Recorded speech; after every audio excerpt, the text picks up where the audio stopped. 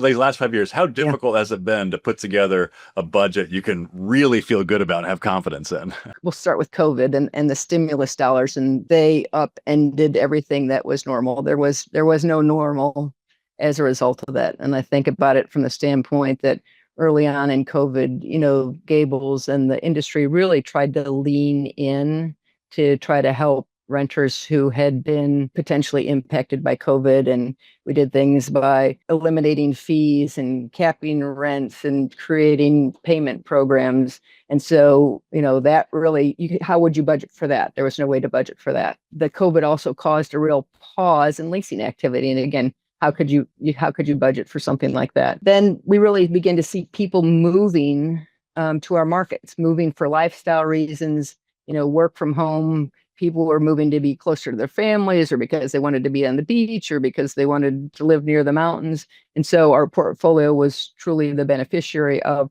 all of that. But to your point, it really created a yo-yo effect on the revenue side. And then if you switch and think about, the expense side, the stimulus dollars also created, real inflation on the expense side, and gave, Oh yeah.